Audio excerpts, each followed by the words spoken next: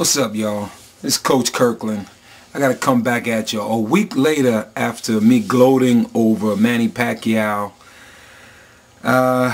Looks like my other guy that I thought was going to actually be the pound-for-pound fighter to meet up with Manny Pacquiao just lost last night. How about that? Lucky for me, I didn't bet on it because I really didn't even know the fight was going to happen that soon. I thought that I heard one guy tell me about it. You know, I'm so busy that I don't have time to track all the fights. But I missed that one. It slipped past me. And probably lucky it did because I probably would have lost a couple of iced teas on that one. Paul Williams lost to Sergio Martinez last night. He got knocked out in the second round with an overhand hook. Martinez did not even look at where he was throwing the punch. He threw it in the basic vicinity of Paul Williams' head. It went over his right and caught him square on the chin. He was leaning in that way. He was leaning the way that the punch, Martinez hooked the punch in. And it actually knocked him out in the second round. So Williams is no longer in that group with that pound for pound. Martinez moved himself in that group. He was one of the most feared fighters to get in the ring with him and Paul Williams. Now we see which one really is the most feared, apparently. You haven't heard much from this guy from Argentina, but you guys are going to hear a lot of them now. So being that some people were saying that Manny Pacquiao only fight Hispanics and white guys and never African American or whatever, well, he's going to hopefully get a shot at this Argentinian guy. So we're going to find out exactly what Martinez has when he comes to Manny Pacquiao, if they can actually work some things out. That definitely moves Martinez into the limelight of the super fighters in the welterweight division. So, you know, wow, man, 160 pounds. He fought Paul Williams. He knocked him out in the second round, man. Paul Williams didn't even get going. He started the first round pretty decent. The way I saw it, I think that Paul Williams even lost the first round because Martinez was being very aggressive. And he was figuring out how to throw those left hooks over the top of Paul Williams' low guard. And it was actually catching him against the rope a couple times, man. He threw the right hand about 3 times in a row and caught him. But Paul Williams had some comebacks for him. You know, as you know, Paul Williams is a tall fighter. And Martinez was on his way in, and Paul Williams threw a couple of hooks and a couple of uppercuts before Sergio crowded his punches.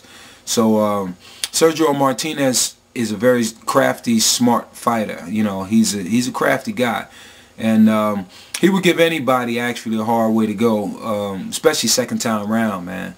If you fought him one time and it was just a close call like it was with Paul Williams, he pretty much will step it up that much more to make sure that it doesn't get that close, you know. But it happened the way it did. To me, it looked like a lucky punch because Martinez wasn't even looking at his target.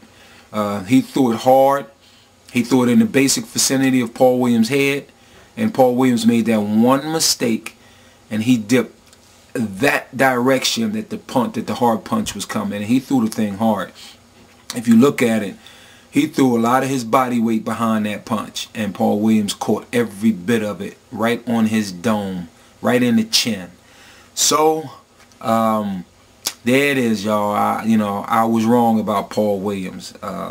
He is no longer, to me, you know, after this fight, Paul Williams still a good fighter, but as far as him being in the pound for pound top group, this should be going against people like Manny Pacquiao and Mayweather, and now I'm looking at Berto, the kid Berto, the Haitian guy, man, and he's pretty strong too, man. He brings some pretty powerful uppercuts, man, some powerful hooks too. So we'll have to put him in that group, man. I want to see what he can do with Martinez and Pac-Man. So out of all of that I've just said, you know, I was wrong about Paul Williams.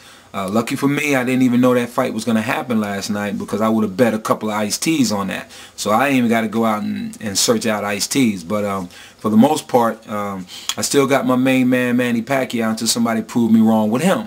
I like you, Paul Williams. All you got to do for the most part is, man, bring that guard up higher, engaging when you're going in to throw your combinations or what have you, and when you're on your way out, you know. And that's how you got caught for the most part.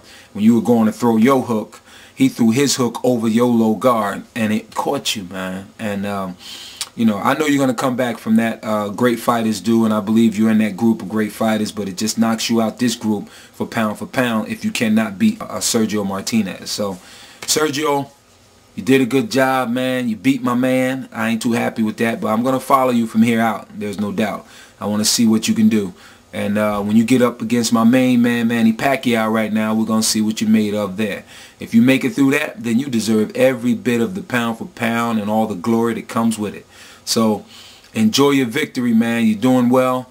And like I said, look out for Berto now. That's the next guy I'm going to put up, a tough customer. And if you guys can get through him, then you deserve your spots. So there it is. Coach Kirkland was wrong on the Paul Williams deal. Can't win them all, right? Paul Williams know that now. Peace, and we'll catch you later.